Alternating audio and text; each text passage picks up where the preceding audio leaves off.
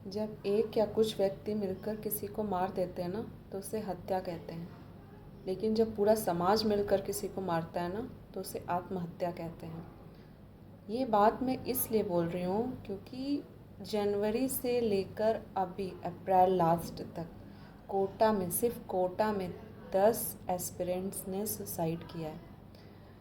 जो अभी 3 दिन पहले एक बच्चे ने सुसाइड किया है और उसका नीट में ये 3rd अटैम्प्ट होने वाला था और 3rd अटैम्प्ट देने से पहले ही 2 दिन पहले उसने सुसाइड कर लिया और एक सुसाइड नोट लिखा, छोटा सा 2 लाइन, पापा मेरे से नहीं हो पाएगा। ये 2 लाइन का मतलब समझ में आ रहा है? पापा मेरे से नहीं हो पाएगा, सॉरी। मतलब 2 साल उसने अपना बहुत एफ़र्ट किया, उससे नहीं हो पाया।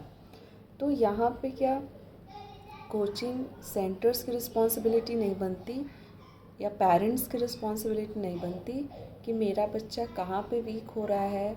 एक बार फिर से सोचने समझने की आवश्यकता नहीं है कि क्या वो ये नीट क्रैक कर पाएगा, नहीं कर पाएगा, कहाँ पे उससे दिक्कत हो रही है। तो हमारे यहाँ ना 2 चीज़ें चलती हैं फैमिली में, एक माँ का चलता है, एक पिता का चलता है। माँ एक सॉफ्ट कॉर्नर होती है कि ठीक है बेटा, टेंशन मत लो, जो होगा देखा जाएगा, तुम अपने से मेहनत करो, एफर्ट्स करो। और एक पिता का रोल होता है, पढ़ेगा नहीं तो क्या करेगा। मैं देखती हूँ केसेस, मैं कोटा से आए हुए बच्चों को भी देखी हूँ और वहाँ से उनको हटाया है और दूसरा स्ट्रीम में डाला है, चेंज किया है। तो ये उस बच्चे का सुसाइड सिर्फ नहीं है, ये बहुत सारे ऐसे बच्चे हैं ना जो जिंदा रहते हुए भी एक फेल्योर का टैग लेके घूम रहे हैं, तुमने नहीं कर पाया, तुमसे नहीं हो पाया। मतलब हजारों में सीट है और लाखों लाखों लाखों बच्चे फॉर्म भरते हैं, तो एग्ज़ाम देते, तैयारी करते हैं। तो क्या उसमें से जिसका सिलेक्शन नहीं हो पाया, क्या वो फेल्योर है?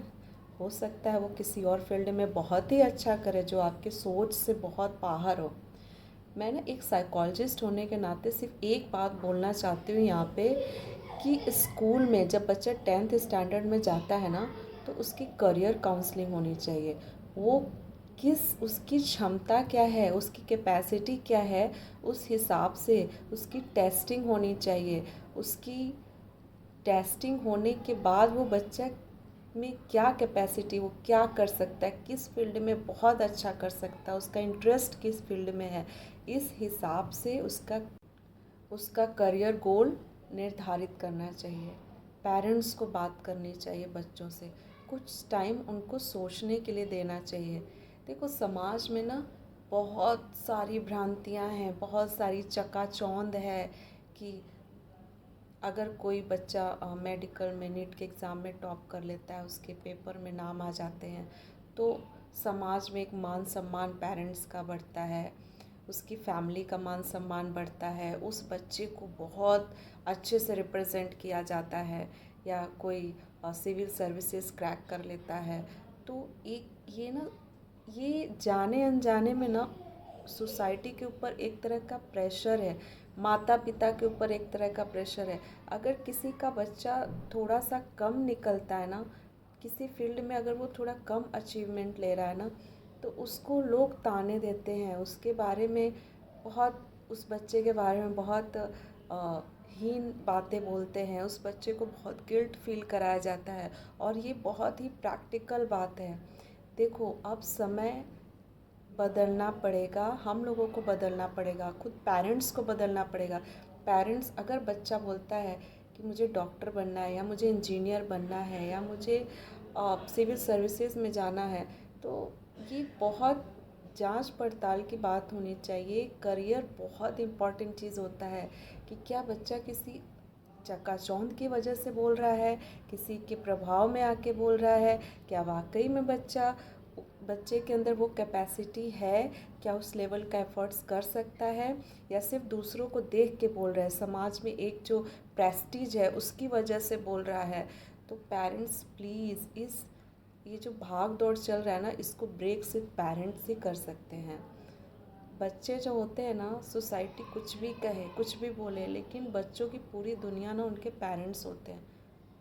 और अगर पेरेंट्स बोल देते हैं ना कि हाँ तुम नहीं कर पाओगे, तुम्हारे में कैपेसिटी नहीं है, अगर अंडर करते ना, तो उसका बच्चों पे बहुत बुरा असर पड़ता है। अगर वो बच्चे का 2 अटैम्प्ट नहीं हो पाया, तो तीसरे में देने से पहले सोचना चाहिए था कि क्या हम अपने बच्चे का फील्ड चेंज नहीं कर सकते। और क्या ये ज़रूरी है कि कोई डॉक्टर या इंजीनियर बन के इस सोसाइटी में बहुत प्रेस्टीज पा सकता है? ये जो प्रेस्टीज है ना, वर्ड है ना, ये बहुत बहुत ज़्यादा डिस्टर्ब करता है बच्चों को।